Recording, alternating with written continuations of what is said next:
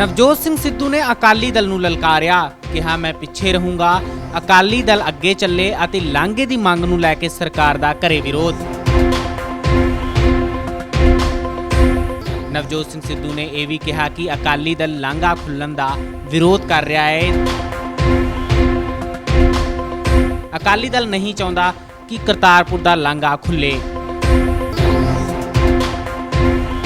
ਸੰਵਿਧਾਨ ਪੜ੍ਹਨ ਵਾਲੇ ਹੁਣ ਮੈਨੂੰ ਸਿਖਾਉਣਗੇ ਕਿ ਕਾਨੂੰਨ ਕੀ ਹੁੰਦਾ ਏ। ਅਕਾਲੀ ਦਲ ਨੂੰ ਨਵਜੋਤ ਸਿੰਘ ਸਿੱਧੂ ਨੇ ਸੱਦਾ ਦਿੱਤਾ ਅਤੇ ਕਿਹਾ ਕਿ ਸੜਕਾਂ ਤੇ ਉਤਰੋ ਅਤੇ ਲਾਂਘਾ ਖੋਲ੍ਹਣ ਦੀ ਮੰਗ ਕਰੋ। ਤੁਹਾਡੇ ਪਿੱਛੇ ਚੱਲਾਂਗਾ। ਮੋਦੀ ਸਾਹਿਬ ਨੇ ਇਮਰਾਨ ਖਾਨ ਨੂੰ ਵਧਾਈ ਦੇਣ ਲਈ ਤਾਂ ਫੋਨ ਕਰ ਦਿੱਤਾ ਸੀ, ਪਰ ਹੁਣ ਕੀ ਪੰਜਾਬ ਦੇ 10 ਕਰੋੜ ਲੋਕਾਂ ਲਈ ਉਹ ਮੋਦੀ ਸਾਹਿਬ ਨੂੰ ਫੋਨ ਕਰਕੇ ਲਾਂਘਾ ਖੋਲ੍ਹਣ ਦੀ अपील क्यों नहीं कर सकते। मैं पहले भी कह चुका हूँ कि राजनीति और करतारपुर साहब वाला मामला एक भावनात्मक मामला है। आस्था जुड़ी हुई है, 10 करोड़ लोगों की दुआएं जुड़ी हुई हैं। इस पे ओछी राजनीति मत करो। लेकिन अगर कोई आतुर है, मैं फिर भी उसे आखिरी मौका दूंगा। और फिर भी देवता ना काठ की मूर्ति में है, ना मिट्टी की भावना में विद्यमान है। उन 10 करोड़ नानक नाम लेवा श्रद्धालुओं की आस्था और भावना को मद्देनजर रखते हुए मैं सरदार सुखबीर सिंह बादल और उनकी धर्मपत्नी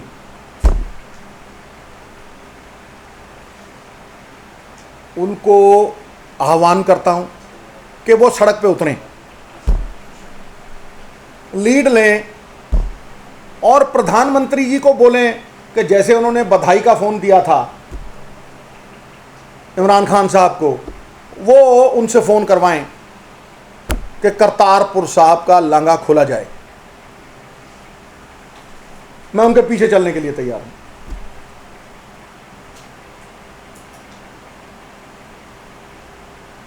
मैं हर उस इंसान के आगे नतमस्तक होने के लिए तैयार हूं जो 10 करोड़ लोगों की आस्था संपन्न कर दे, उनका जीवन सफल कर दे। इसमें सिद्धू तो निमित्त मात्र भी नहीं है। ਸਿੱਧੂ ਨੇ ਕਿਹਾ ਕਿ ਅਕਾਲੀ ਦਲ ਆਪਣਾ ਅਹੰਕਾਰ ਤਿਆਗਣ ਨੂੰ ਤਿਆਰ ਨਹੀਂ। ਸਿੱਧੂ ਨੇ ਇਹ ਵੀ ਕਿਹਾ ਕਿ ਅਧਜਲ ਗਗਰੀ ਛਲਕਤ ਜਾਏ। ਸਿੱਧੂ ਨੇ ਕਿਹਾ ਕਿ ਅਕਾਲੀ ਦਲ ਨੂੰ ਪੰਜਾਬ ਦੀ ਜਨਤਾ ਪਹਿਲਾਂ ਹੀ ਜਾਣ ਚੁੱਕੀ ਹੈ ਅਤੇ ਹੁਣ ਘੱਟ ਤੋਂ ਘੱਟ ਅਕਾਲੀ ਦਲ ਪੰਥ ਦੇ ਦੋਖੀ ਨਾ ਬਣਨ। और मैं इन लोगों को याद कराना चाहता हूं कि जब इनके 5 बार के मुख्यमंत्री पिताजी पाकिस्तान गए थे तो वो संगत की बात नहीं करके आए थे, वहां से भेडू लेके आए थे, दुम्बे, पले हुए दुम्बे। जड़ा भेडू मोटा हो जाता ना उन्होंने दुम्बा कहते, दुम्बा। वो दुम्बे लेके आए थे। इन्हें एतराज नहीं होना चाहिए अगर पाकिस्तान की गवर्नमेंट में से सकारात्मक संदेश आते हैं। सरकार बदली है, रवैया बदला है, वज़ीर आज़म बदले हैं। एक प्लेटफॉर्म पे सब स्टेक होल्डर से मीटिंग होती है, आवाज़ उठती है कि हम करतारपुर साहब का द्वार खोलने के लिए तैयार हैं। तो ये रंग में भंग क्यों डाल रहे हैं भाई? ये उसे फैसिलिटेट करें, सहयोगी प्रक्रिया में आगे आए। मैं तो हर आदमी का स्वागत कर रहा हूं। दुम्बों को लाने वाले 7 साल कुंभकर्ण की नींद सोने वाले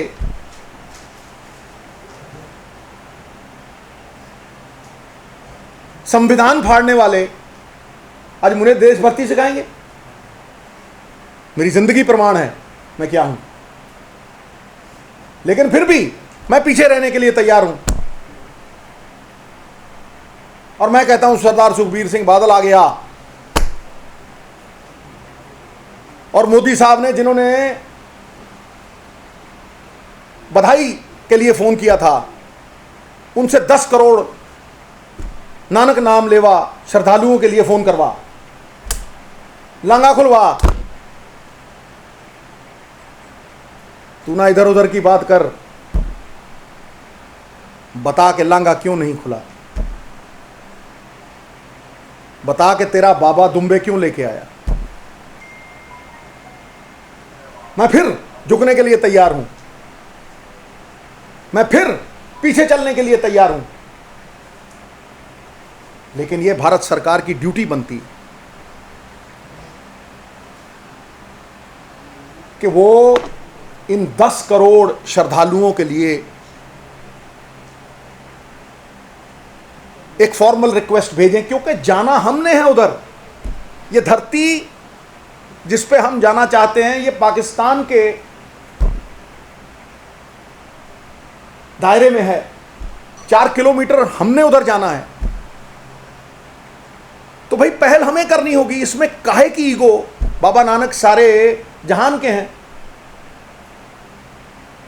तो इसमें ये कहां से आ जाता है कि वो लिखे? वो तो कह चुके हैं, पुरजोर तरीके से कह चुके हैं। सारी दुनिया के सामने उनके इंफॉर्मेशन मिनिस्टर की कभी स्टेटमेंट पहले आई थी? खुलेआम सारी दुनिया के सामने प्राइम मिनिस्टर की कभी स्टेटमेंट आई थी? ट्वीट आ चुके हैं, आश्वासन आ चुके हैं।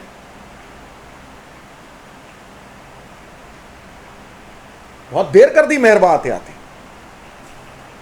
बहुत देर कर दी मेहरबान आते आते। तो मैं फिर विनम्र विनती करता हूं कि इस पे ओछी राजनीति ना करें। नहीं तो सिख संगत जो है, पंजाबी लोग जो हैं, बाबा नानक और गुरुओं पीरों के साथ जुड़े हुए जो लोग हैं, वो तुम्हें माफ नहीं करेंगे। पहले ही तुम सब कुछ गवा चुके हो।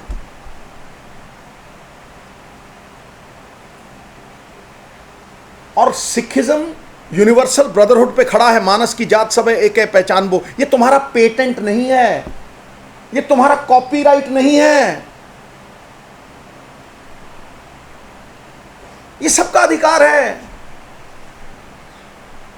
मुस्लिम पीर फकीर मियां मीर साहब ने नींव रखी थी दरबार साहब की। चौवर्णाली खुला है दरबार साहब। अव्वल अल्लाह नूर उपाया कुदरत के सब बंदे, एक नूर ते सब जग उपजिया कौन भले को मंदे। क्यों 100 मन दूध में खटाई की बूंद डाल रहे हो?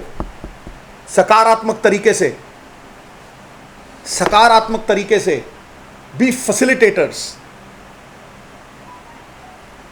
क्या तुम्हें दर्द है? कोई ईर्ष्या है? तुम आगे चलो भाई, मैं पीछे चलूंगा, नतमस्तक होकर चलूंगा।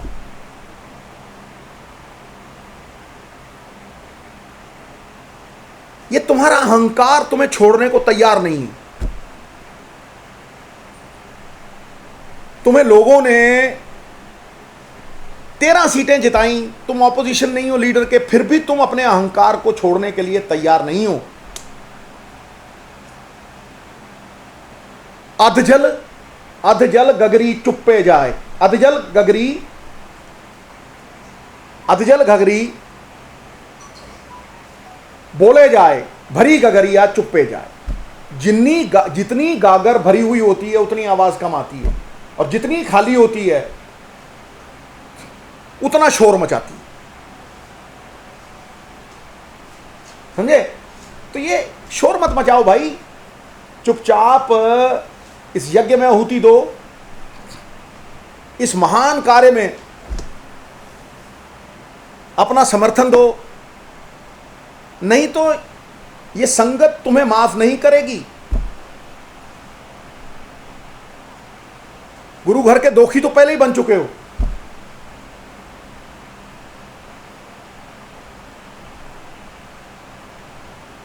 लोग न्याय मांग रहे हैं कि तुमने फिरका परस्ती के लिए आईएसआई की आड़ में लाशों की राजनीति की है, और वो बहुत कुछ प्रूव हो गया है। लेकिन उस पॉलिटिक्स से परे हटके आओ, इकट्ठे होके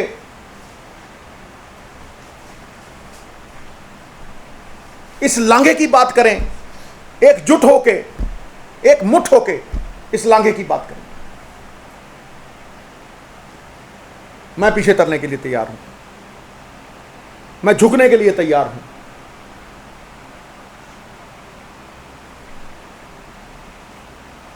हर चीज मेरे इस अहम से ऊपर है, निमित्त मात्र हूं मैं इसमें। तुम आगे लगो।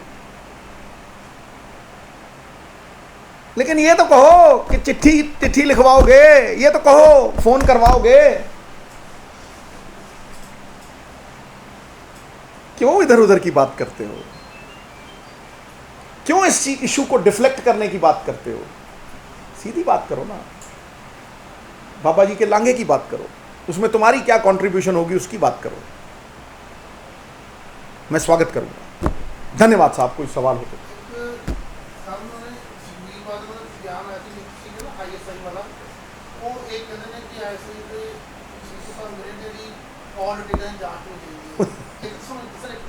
हाँ,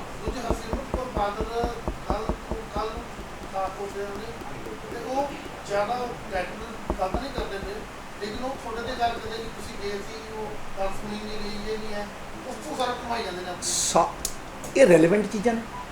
ਇਹਦੀ ਕੀ ਰੈਲੇਵੈਂਸ ਹੈ ਕਰਤਾਰਪੁਰ ਸਾਹਿਬ ਦੇ ਲਾਂਘੇ ਨੂੰ ਖੁੱਲ੍ਹਣ ਦੀ ਨਾ ਖੁੱਲ੍ਹਣ ਦੇ ਲਈ? ਮੈਂ ਕਹਿ ਰਿਹਾ ਨਾ, ਇਸ਼ੂ ਨੂੰ ਡਿਫਲੈਕਟ ਕਰਦੇ ਆ। ਮੈਂ SMS ਦੇਤਾ, ਜਿੱਥੇ ਉਹਨਾਂ ਨੇ ਅਪਾਇੰਟਮੈਂਟ ਦਿੱਤੀ ਔਰ ਮੈਂ ਚਲਾ ਗਿਆ ਕੋਈ ਕਿਸੇ ਮਿਨਿਸਟਰ ਦੇ ਘਰ ਜਾ ਕੇ। ਇਰਰੈਲੇਵੈਂਟ ਚੀਜ਼ਾਂ ਨੇ। ਹਵਾਈ ਤੀਰ, ਛੁਰਲੀਆਂ ਹੁੰਦੀਆਂ ਨਾ, ਛੁਰਲੀਆਂ ਛੱਡਦੇ। ਸੱਚੀ ਗੱਲ ਤੇ ਆਉਂਦੇ ਨਹੀਂ, ਵੱਡੀ ਗੱਲ ਤੇ ਆਉਂਦੇ ਨਹੀਂ, ਸਿੱਧੀ ਗੱਲ ਤੇ ਆਉਂਦੇ ਨਹੀਂ। ਉਹ ਭਾਈ ਹੁਣ ਇਦੋਂ ਬਾਅਦ ਮੈਂ ਕੀ ਕਹਾਂ? ਤੁਸੀਂ ਤੁਰੋਗੇ ਜਾਂ ਤੁਹਾਨੂੰ ਲੱਗਦਾ ਵੀ ਤੁਸੀਂ ਕਾਪੀਰਾਈਟ ਰੱਖਿਆ, ਤੁਸੀਂ ਪੇਟੈਂਟ ਰੱਖਿਆ ਇਸ ਗੱਲ ਦਾ? ਜੇ ਤਾਂ ਤੁਸੀਂ ਕਰੋ ਫਿਰ ਠੀਕ ਹੈ ਸਭ ਕੁਝ।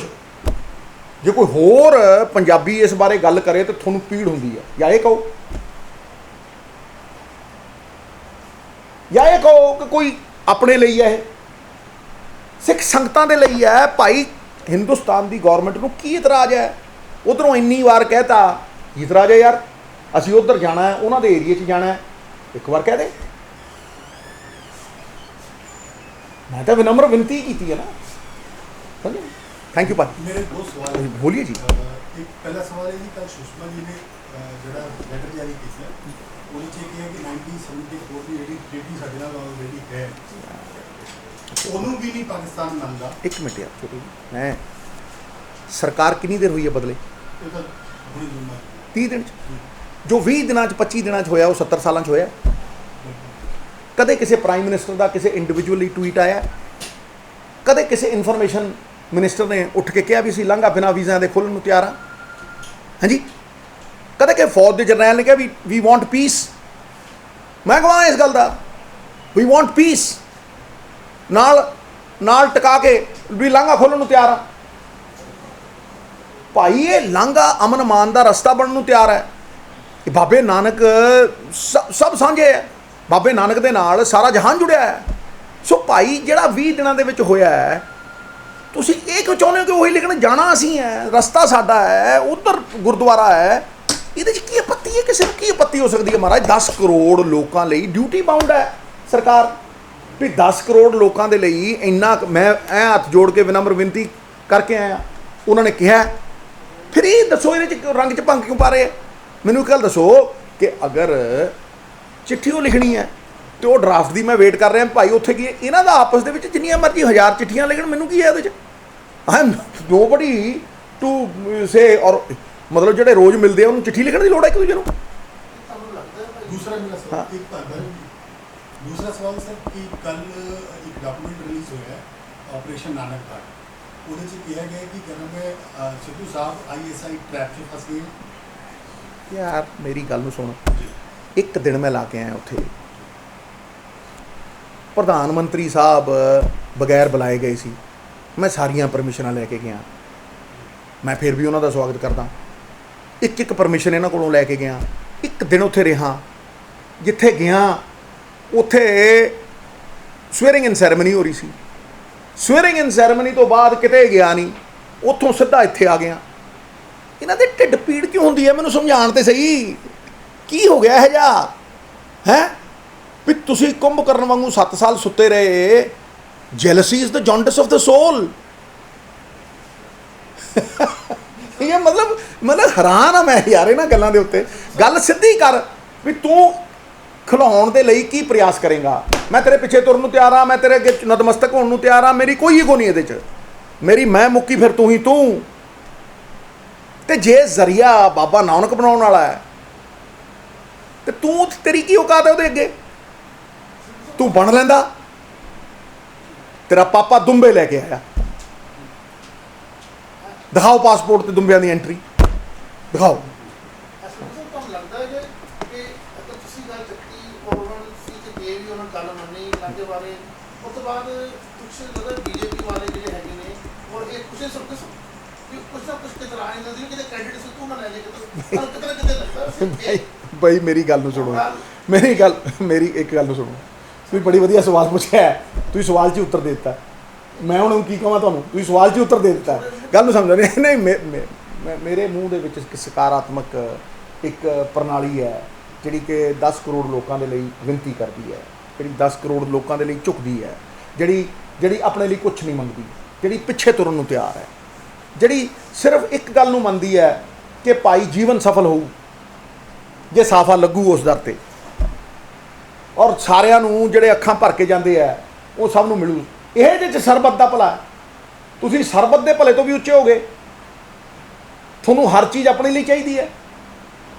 ਬਾਬੇ ਨਾਨਕ ਨੇ ਤਕੜੀ 'ਚ ਤੇਰਾ ਤੇਰਾ ਤੇਰਾ, ਤੁਸੀਂ ਕਹਿੰਦੇ ਹੋ ਮੇਰਾ ਮੇਰਾ ਮੇਰਾ। ਪੇਟੈਂਟ ਹੈ ਤੁਹਾਡਾ, ਕਾਪੀਰਾਈਟ ਹੈ ਤੁਹਾਡਾ।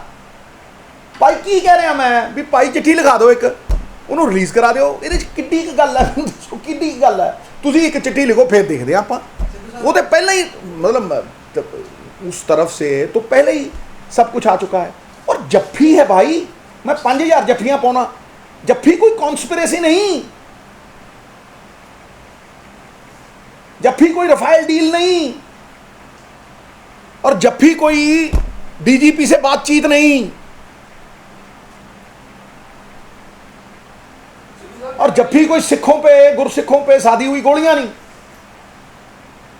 ਕੀ ਹੈ ਇਹਦੇ 'ਚ ਦੱਸ ਮੈਨੂੰ? ਸਾਰਿਆਂ ਦੇ ਸਾਹਮਣੇ ਉੱਤੇ ਖੜੇ, ਇੱਕ ਇੱਕ ਬੰਦਾ ਖੜਾ ਉੱਥੇ।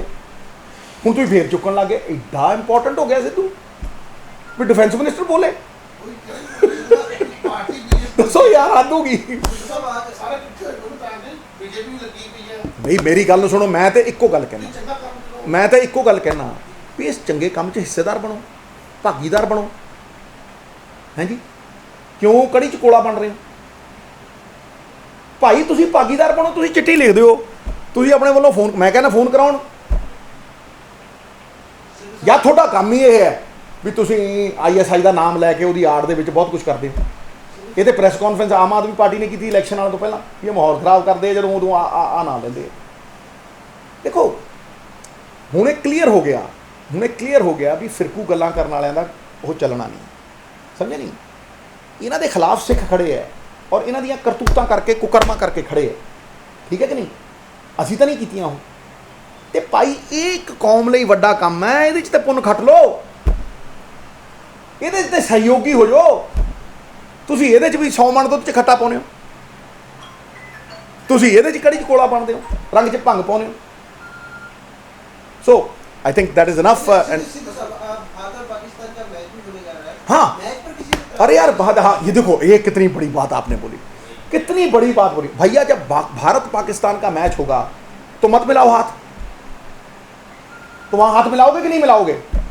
और आज पाकिस्तान का वजीर आजम जो एक नेक इंसान है, जो हज़ारों बार यहाँ आया है, मैच खेला है, आज वो जाके अगर हिंदुस्तान की टीम के साथ हाथ मिलाएगा या किसी को जफ्फी डाल लेगा विराट जैसे को, तो वो पीठ करके खड़ा होगा? तो बहुत बड़ा सवाल है ये। और बहुत अच्छे यार, हाथ मिला गुरु, बहुत अच्छा सवाल किया यार। हाँ हाँ, मतलब क्या यार तुम, मतलब 40-50 साल के मुद्दों की बात नहीं कर रहे तुम, सिखों के सेंटिमेंट की बात नहीं कर रहे, और 1 सेकंड की भावनात्मक जफ्फी को तुम राई का पहाड़ बना के बैठ गए हो। कोई कॉन्स्पिरेसी है ये 1.25 सेकंड की है, रफेल डील है। सिद्धू साहब ਗੱਲ ਦੱਸੋ। ਹਾਂਜੀ ਜਦੋਂ ਬੀਜੇਪੀ ਸੀ ਸੁਖਬੀਰ ਨੂੰ ਜੱਫੀ ਪਾ ਰਹੇ ਕਿਨੂੰ? ਉਹ ਬਿਲਕੁਲ ਪੈਂਦੀ ਨਹੀਂ ਸੀ ਕਿਉਂਕਿ ਬਾਹਲਾ ਜ਼ਿਆਦਾ ਵੱਡਾ ਹੈ, ਇਸ ਕਰਕੇ ਪੈਂਦੀ ਨਹੀਂ ਸੀ, ਅੱਧੇ ਜੇ ਚ ਮੁੱਕ ਜਾਂਦੀ ਹੁੰਦੀ ਸੀ। ਉਦੋਂ ਵੀ ਕੋਈ ਇਤਰਾਜ਼ ਸੀ? ਨਹੀਂ ਉਦੋਂ ਤਾਂ ਮੈਨੂੰ ਨਾਲ ਲੈ ਜਾਂਦੇ ਸੀਗੇ। ਇਹ ਤੇ ਮਤਲਬ ਮੈਂ ਹੁਣ ਉਹਨਾਂ ਗੱਲਾਂ 'ਚ ਪੈਣਾ ਨਹੀਂ ਚਾਹੁੰਦਾ। ये तो लोगों को यूज़ करते हैं, मतलब निकल गया है तो पहचानते नहीं। क्या मिली है ऐसे लोगों से जिनकी सूरत छुपी रहे, असली नकली चेहरा सामने आए, असली सूरत छुपी रहे। इन्होंने असली सूरत सामने आ गई। ਇਹ ਬੇਨਕਾਬ ਹੋ ਗਏ, ਇਹ ਫਰਸਟ੍ਰੇਟ ਹੋ ਗਏ। This is out of frustration. ਮੈਂ ਇਹ ਕਹਿਣਾ ਚਾਹੁੰਦਾ ਕਿ ਇਹ ਫਰਸਟ੍ਰੇਟ ਹੋ ਕੇ ਹੁਣ ਇਹ ਇਹੋ ਜਿਹੀਆਂ ਮਤਲਬ ਕੋਝੀ ਰਾਜਨੀਤੀ ਕਰ ਰਹੇ ਆ ਇੱਕ ਧਰਮ ਦੇ ਵੱਡੇ ਮੁੱਦੇ ਦੇ ਉੱਤੇ, ਜਿਹਦੇ 'ਚ ਨਤਮਸਤਕ ਹੋ ਕੇ ਸਾਰਿਆਂ ਨੂੰ ਆਪਣਾ ਯੋਗਦਾਨ ਪਾਉਣਾ ਚਾਹੀਦਾ। That is all that to say. ਤੇ ਬਾਕੀ ਮੈਨੂੰ ਇਹ ਬੜੀ ਹੈਰਾਨਗੀ ਹੁੰਦੀ ਹੈ ਵੀ ਇਹਨਾਂ ਨੂੰ ਇੰਨੀ ਪੀੜ ਹੋਈ। ਮੈਂ ਨਹੀਂ ਸੋਚਦਾ ਸੀ ਭਾਈ। ਮੇਰੀ ਗੱਲ ਨੂੰ ਸੁਣੋ, ਇਹ ਹਉਮਾ ਨਹੀਂ ਕਿ ਤੁਸੀਂ 7 ਇਲੈਕਸ਼ਨ ਹਾਰ ਕੇ ਹੁਣ ਵੀ ਪੋਲ ਖੋਲ ਕਰੀ ਜਾਂਦੇ। ਤੁਹਾਡਾ ਜਲੂਸ ਨਿਕਲ ਗਿਆ, ਤੁਸੀਂ ਵਿਧਾਨ ਸਭਾ 'ਚੋਂ ਭੱਜ ਗਏ, ਤੁਹਾਨੂੰ ਲੋਕਾਂ ਨੇ ਖਦੇੜਤਾ, ਤੁਹਾਨੂੰ ਹਰ ਇਲੈਕਸ਼ਨ ਹਰਾਤਾ, ਤੁਸੀਂ 13 ਸੀਟਾਂ ਤੇ ਆ ਗਏ, ਫਿਰ ਵੀ ਧੌਣ 'ਚ ਸਰੀਆ ਨਹੀਂ ਜਾਂਦਾ ਤੁਹਾਡੀ, ਫਿਰ ਵੀ ਤੁਹਾਡੀ ਮੈਂ ਨਹੀਂ ਜਾਂਦੀ। ਉਹ ਭਾਈ ਗੁਰੂ ਘਰ ਅੱਗੇ ਤਾਂ ਮੈਂ ਛੱਡੋ, ਮੇਰੀ ਕੋਈ ਮੈਂ ਨਹੀਂ। ਗੁਰੂ ਘਰ ਦੇ ਅੱਗੇ ਮੇਰੀ ਕੋਈ ਮੈਂ ਨਹੀਂ। ਮੈਂ ਆਪਣੀ ਮੈਂ ਨੂੰ ਥੱਲੇ ਸਿੱਟਦਾ, ਨੀਵਾਂ ਹੋ ਕੇ ਨਤਮਸਤਕ ਹੋ ਕੇ ਵਿਨਤੀ ਕਰਦਾ, ਤੁਸੀਂ ਲੱਗੋ ਅੱਗੇ ਪ੍ਰਾइम मिनिस्टर साहब को फोन कराओ। सिद्धू साहब 21 सितंबर को ऑल पार्टी मीटिंग बुलाई है बेअदबी वाले मामले में। हाँ, खैरा ने बुलाई है। खैरा ने बुलाई ਤੁਹਾਨੂੰ है। ਇਨਵੀਟੇਸ਼ਨ ਉਹਨਾਂ ਨੇ ਕਲੇਮ ਕੀਤਾ ਵੀ ਤੁਹਾਨੂੰ ਇਨਵੀਟੇਸ਼ਨ ਭੇਜਿਆ। मैंने इन्विटेशन भेजा। हाँ जी, कोई बात नहीं, मैं इसको पूरी तरह से इनके तथ्य देखूंगा और इस पर विचार करूंगा पूरी तरह। अगर उन्होंने ਕਾਂਗਰਸ ਦੇ 3 ਮਿਨਿਸਟਰ ਤੇ ਇੱਕ ਬੁਲਾਇਆ ਗਿਆ ਸੀ ਸਟੇਟ ਪ੍ਰੈਜ਼ੀਡੈਂਟ ਨੂੰ, ਅੱਛਾ। ਹੋਰ ਕਿਸੇ ਨੂੰ ਨਹੀਂ ਬੁਲਾਇਆ। कई मिनिस्टर ਉਹਨਾਂ ਨੇ ਕਿਹਾ ਜਾਖੜ ਤੇ ਬਾਜਵਾ ਤੁਹਾਨੂੰ ਤੇ ਉਹ ਰੰਧਾਵਾ ਚਾਰ ਨੂੰ सर चलो जी, मैं शुक्रगुजार हाँ, विचार अधीन रखांगे ਅਸੀਂ ਪਾਰਟੀ ਨਾਲ ਗੱਲ ਕਰਕੇ ਜੋ ਠੀਕ ਸਮਝਾਂਗੇ ਉਦੋਂ ਕਰਾਂਗੇ। Thank you. सर एक सवाल है सर। ਬਸ ਯਾਰ ਇਹਨੂੰ ਹੁਣ ਆਪਾਂ ਨਾ ਇਸ ਇਹਦੇ ਵਿੱਚ ਨਾ ਰੱਖੀਏ। ਇਹ ਹੁਣ ਇਹ ਚੀਜ਼ਾਂ ਆਈ ਥਿੰਕ ਇਹ ਮੁੱਦਾ ਹੋਰ ਤਰ੍ਹਾਂ ਦਾ। करतारपुर साहब के पूछ रहे हैं कि करतारपुर साहब से सिद्धू साहब लगातार आवाज उठा रहे हैं, कलेक्टिव एफर्ट मुख्यमंत्री ਹੋ ਰਿਹਾ ਯਾਰ, ਹੋ ਰਿਹਾ ਕਲੈਕਟਿਵ। ਭਾਈ ਮੁੱਖ ਮੰਤਰੀ ਸਾਹਿਬ ਨੇ ਰੈਜ਼ੋਲੂਸ਼ਨ ਪਵਾਇਆ। ਹਾਂਜੀ, ਉਹ ਮੁੱਖ ਮੰਤਰੀ ਸਾਹਿਬ ਨੇ ਪਵਾਇਆ। ਮੁੱਖ ਮੰਤਰੀ ਸਾਹਿਬ ਨੇ ਸੁਸ਼ਮਾ ਜੀ ਨੂੰ ਚਿੱਠੀ ਲਿਖੀ ਹੈ। SGPC ਚੰਗੀ ਆਵਾਜ਼ 'ਚ ਬੋਲ ਰਹੀ ਹੈ, ਬਾਜਵਾ ਸਾਹਿਬ ਨੇ ਚੰਗੀ ਆਵਾਜ਼ 'ਚ ਬੋਲਿਆ। ਇਹ ਖੱਟੇ 'ਚ ਇਹ ਕਿਉਂ ਖੱਟਾ ਪਈ ਜਾਂਦੇ ਹੈ? ਕੀ ਇਹਨਾਂ ਨੂੰ ਪੀੜ ਹੁੰਦੀ ਹੈ ਕਿ ਇਹਨਾਂ ਦਾ ਪੇਟੈਂਟ ਹੈ, ਇਹਨਾਂ ਦਾ ਕਾਪੀਰਾਈਟ ਹੈ? ਮੇਰੇ ਨਾਲ ਨਹੀਂ ਲੱਗਦਾ। ਇਹਨਾਂ ਨੂੰ ਇਹ ਲੱਗਦਾ ਵੀ ਬਈ ਦੁਨੀਆ ਦਾ ਕ੍ਰੈਡਿਟ ਸਾਰਾ ਇਹਨਾਂ ਨੂੰ ਹੀ ਮਿਲੇ। ਇਹਨਾਂ ਨੇ ਠੇਕਾ ਲੈ ਲਿਆ ਸਾਰਾ ਕੁਝ। ਬਸ ਮੈਨੂੰ ਨਹੀਂ ਚਾਹੀਦਾ ਭਾਈ, ਤੂੰ ਲੈ, ਤੂੰ ਅੱਗੇ ਖੜ। ਤੇ ਜਿਹੜੀ ਪਾਰਟੀ ਪੰਥ ਤੇ ਗ੍ਰੰਥ ਦੀ ਨਿਰਮਲ ਧਾਰਾ ਚੋਂ ਨਿਕਲੀ ਸੀ, ਹਾਂਜੀ, ਅੱਜ 13 ਤੇ ਕਿਉਂ ਆ ਗਈ? ਇਹਨਾਂ ਕਰਕੇ ਆਈ ਕਿਉਂਕਿ ਇਹਨਾਂ ਨੇ ਇੱਕ ਪਵਿੱਤਰ ਜਮਾਤ ਨੂੰ ਆਪਦੀ ਜਾਇਦਾਦ ਬਣਾ ਲਿਆ। ਪਵਿੱਤਰ ਜਮਾਤ ਜਾਇਦਾਦ ਹੋ ਗਈ।